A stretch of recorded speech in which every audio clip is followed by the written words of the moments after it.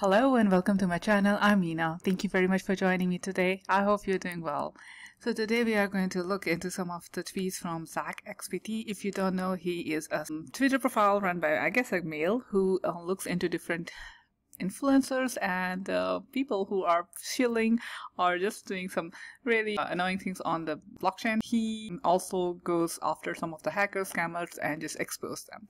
So he's doing some good work and a lot of people like him, and obviously a lot of scammers do not like him. Recently he created this, another influencer, Danny Crypt, dumping on their followers undisclosed. So what had happened is this Danny Crypt, I will open so you can see his profile. So this is the guy. He claimed himself a crypto and DeFi trader, financial market analyst, and obviously he takes some collaboration and get paid for some of the collaboration. He has 122.2k followers, so quite a lot. But I want to tell you some of the things that Twitter followers, I know it does matter, but you can buy these Twitter followers and it's not very expensive. Anyhow, I don't think he's doing that, but he is a person who has a good following. So what happened is, for one of the token, developer or the team gave him 2% of the total supply, so he can help with the marketing. And the token name was Holder, and he received 2% of the total supply. But within 15 minutes of receiving, he dumped that token and he made some money. So around 31 Ethereum or $57,000. And it was fine. This was the token that was given to him, and it was fine whatever he does with him as long as he's open about it. The problem was that he was not open about it. So while he was selling his token, he tweeted, "I will be holding my hodler coin. Fob had this much FUD too, and we know the reason why there is a FUD. Ignore and keep building." So basically he's telling his followers that I'm holding while he just sold. So that's the worst thing you can do. Basically lying to your followers.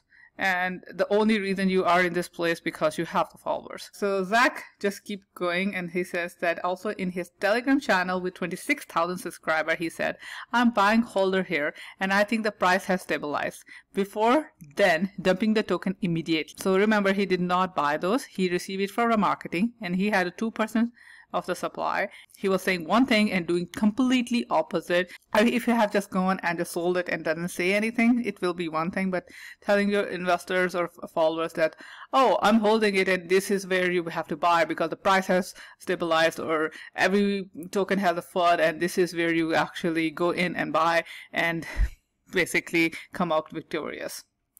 The story continues. After Zach posted these things, Danny came and he liked his tweet and then untagged himself. So if you see the first tweet here, so when he tagged Zach, when he tagged Danny, so you can see you cannot click on it because you can remove someone when somebody tags you in the tweet. So he liked the tweet and then untagged himself. Soon after that, Zach came up and he made this post. So let's look at this post. So he explained his reasoning. He said, "The founder called me to ask me to make that announcement because people were panicking, only for him to send my tweet to other community and say I was tweeting while selling.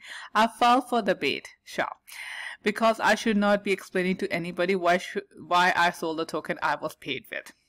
The team is not angry that I sold, but because they all couldn't sell before me, after keeping over 70% of the pre-sale whitelist for themselves. Same thing they do with the NFT projects. That being said, if you come for me, I will block you. Go and cry in your timeline." Okay.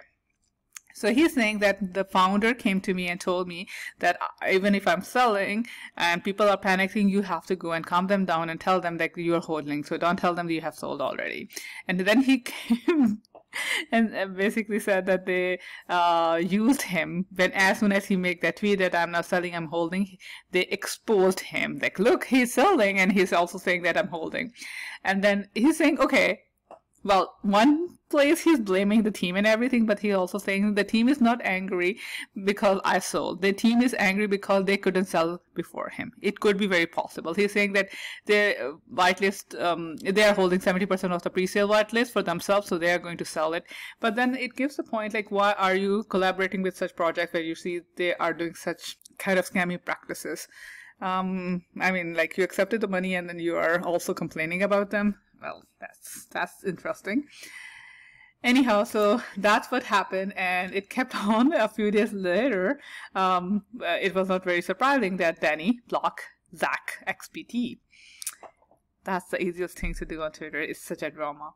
And then a few days later, so this was a tweet from May 10th, and on May 13th, Zach tweeted, update. Danny shared a thread from someone who's clueless and think you can buy a pre-sale on Uniswap.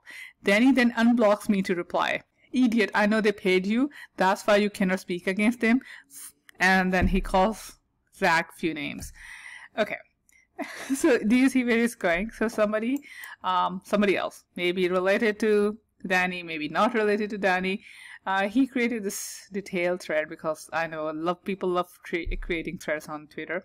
And he said that, oh, so this new person who wrote the thread is saying that somebody else came before Danny and sold a lot of token, and Danny is not to blame. And Zach actually explained that, well, you are not probably reading the Etherscan properly. This address swapped the token on Uniswap. They did not receive them for the free like Danny. Danny got paid for his marketing. He got 2% supply just for marketing. He did not buy it. So like if somebody just buy a token, we know that these meme tokens are pump and dump. So if somebody buy with their own money and later on dump, you cannot say them or hold them responsible. They are here to make money, and if they did, good for them. If they did not, oh well, they are not coming after you anyway. But things happen when you are paid something for free, and usually they are, and there should be some kind of rules around, like if you receive something for free, how soon you can dump in the market. You can dump it all them together. There should be a holding time or stuff like that. Usually things like this happen, or you verbally have this kind of communication. Also, then Zach go after this guy who wrote the thread and said, well, you need to read the Etherscan better because you cannot buy pre-sale token from Uniswap. But that wasn't enough. So remember, Danny at this point has blocked Zach, and then he unblocked Zach to come and say, well, claiming that now the team is paying Zach to go after Danny, but Zach is not going after the team, which makes no sense, because yes, all meme coins are, they don't have any utility.